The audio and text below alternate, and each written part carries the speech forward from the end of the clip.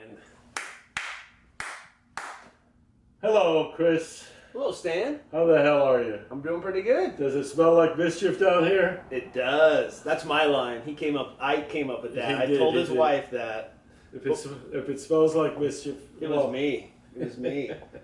And then we thought, like, yeah, that's a good thing. Like, topics. How are we going to do this first podcast? Right. This is a test. This is only a test. If it were a real podcast, what would be different? What would be different? I don't know. If it were real, if this were real life, how would you live it differently? That must be a trick question because I'm living my life exactly how I do every day. Yeah, but there's this like we talk about memes. There's this like self-help line or this thing, you know. This is not a dress rehearsal, right? Gotcha. Yeah. And like a lot of people, they have this idea that, well, I'm going to do better next time. They don't really think about it concretely, but they think that this life is a practice life. It's like, you know, practice wife. You know, what do they call that? A starter wife. And so this is like a starter life. And then there's somewhere this idea that the next time around I'm going to do it better. Ain't going to be no next time around. But people don't get that. Yeah, I gotta say those are dumb people. No, they're I know. Oh, you're so smart. No, I'm saying I'm part of that culture, but I know that thing's ticking. I feel that thing ticking. Whereas I know a lot of people who are my age, younger, older. You feel that thing ticking. That's interesting. That's very interesting. Yeah. It's like, do you have so many minutes and you have to take advantage of them? I think so.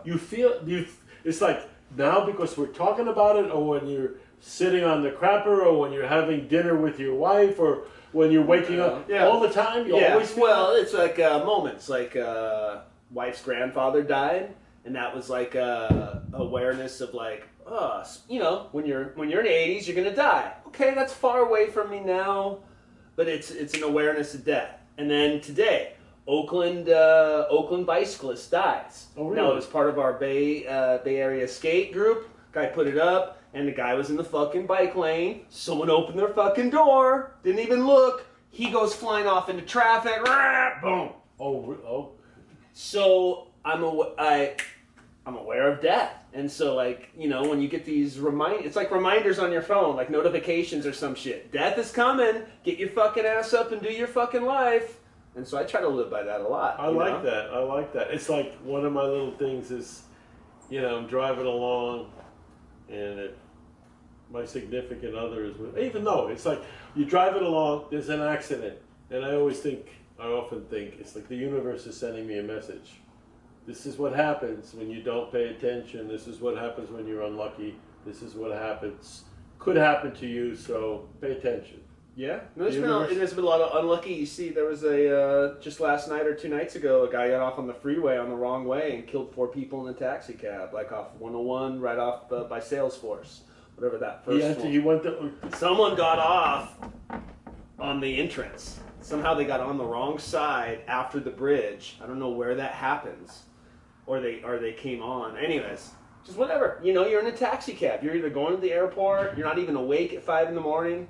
And now your taxi cab gets missiled by some guy going the wrong way. And the people in the cab died? All died. And the young girl, you know, who killed him is still alive, obviously with manslaughter or something charges. But it's beyond your control, you know? So that's why I can ride an electric skateboard. Yes, I do. And because you could be sitting in a taxi cab. I could be in the bus, you know? Yeah, but it's a question of probability. It's a question of, you know, there are different levels of risk. For sure. There's, you know, you're taking a risk when you get out of bed. But there was a Tesla accident in San Francisco where the guy got killed in the crosswalk, husband and wife. They were just a young couple, and the wife actually saved the husband. Now, you could say that probability, they were walking across, could have happened to anyone. Daytime, nighttime? Daytime, 1 p.m., middle of the day. Now, he's got his face in his phone. Now, if you're going to talk about probability, if he would have had 1 or 2 extra seconds to see that coming and get out of the way. Wait. The pedestrian had the face in the phone, or the driver of the car? No. The Tesla driver was just doing something crazy. She was hauling ass. She ran a little stop sign. Oh, so she was totally in fault. But the couple, the guy, I don't know if he was or not. All I'm saying is... Oh, you're speculating. I'm speculating. But all you have to do is go around and drive and watch people crosswalks now and do this thing. Yeah, telephones on. So if you want to put your life in your hands, go, hey, it's worth, everything. I won't even see what's to the left or right of me. They'll stop the car. No, 99% of the time they will. But what happens when that thing comes and so for me, it's not worth it. So people, get off your phones. Don't be idiots, because you're a fucking idiot if you're on your phone all the time. I don't know if this is... this is not PG-13. There we go. Thank you. Don't worry about it. No, it's like, all right, I take my bike. I try to do my regular bike ride. I go up the roadway up by... Cliff House. Cliff House, thank you. Cliff House. Cut. He's local, he does. I know. I'm just a little older than I should be. Anyway, going up Cliff House, or going along that roadway by the water and the walkway, and it's like people are, they're sitting there and they're on their phones. They're not looking at what's in front of them. Yeah, this beautiful thing that they walked up to come and look at, and then stared at their phone, or then took pictures and everything, but then didn't even take it in. It's like you take pictures to avoid being there because you want to look at it after you leave. But then you've never been there, and you're probably never going to look at the pictures anyway. So it's all crazy. Yeah, it's an unsettled person, I think. Well, unsettled people. There are not too many people who are... I'm just saying, that person who's at calm, at peace and stuff, he takes that in, right? I got time. I can look at this. This is amazing. I mean, it's a little bit of tot, but even the young millennial kid who's got his shit together, I think, puts his phone down and is like, all right. Maybe. I don't know. Hopefully. I'm lucky. You're lucky. You're right. We are lucky. We don't have a lot of these... I still live, everyone calls me crazy, but I do not have email. I do have email. I don't check it, though, and I'm not bound to it. I don't have it on my phone. And... I can't. I always go into it, and it's like, dude, there's 80 messages for me today.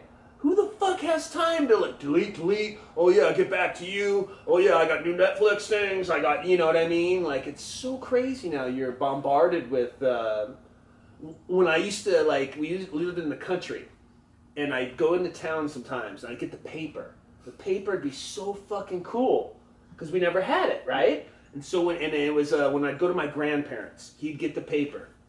And the favorite things for me were the ads. Because as a kid in the country, you never got to see these things. Ads, here at Circuit City, here's what's it, you know what I mean? And there were always so much to me. It was so cool to me. And it's so funny that here's ad. You want ads, Chris Tozy? Here's an ad about everything. And I'm just like, no! So has anything replaced that joy? No, because those, if people are old enough to remember Sears Roebuck Christmas catalog. Are you? That was your big thing. Well, that was the thing. My mom would be like, "Hey, pick the things out of here. Pick your GI Joe figures you wanted out of here and stuff." And when that thing came, I would not have thought that you were old enough to even have that in your past, in your memory bank. It's interesting. I would have thought that. My thinking was that was 50 years before you were born. Obviously, I'm wrong, and my arithmetic is screwed up. But it's interesting that you talk about the Sears and Roebuck catalog. I mean, that's 1930s. Well, there you go. And you were saying what was a memory that, with paper, or that replaced that feeling of the ads. And I guess that was dude, they had a formula there. You get that fucking book, that's like the internet. As a kid in the country, that's what it was. I'm going to throw. So Chris and I were discussing how to market, package this, how to tell you guys that it's interesting. We want you on here, and we're talking about what's the title of the podcast. And I have one podcast, one video up on how to read an olive oil label. It's not how to. It's not how to taste olive oil. It's not how to get the best olive oil. It's how to read the label, very specific, so remember that. And I decided to call my podcast, since you brought it up, the brain space continuum. Now, is that going to work for you? Is it okay? Because that's your thing. Yeah, I like it. The time space. You know what the time space continuum is? Did we go into Einstein? No, go on now, right now. You want it, or do we leave that? Okay, so this is the brain space continuum, and right now, today, we are featuring the brain space of Christopher Tozzi. So far we've shared robot catalog, right? Target ads in the paper, and what else in my life have I shared? Okay, I remember, this is one of my earliest memories. I grew up in the Bronx.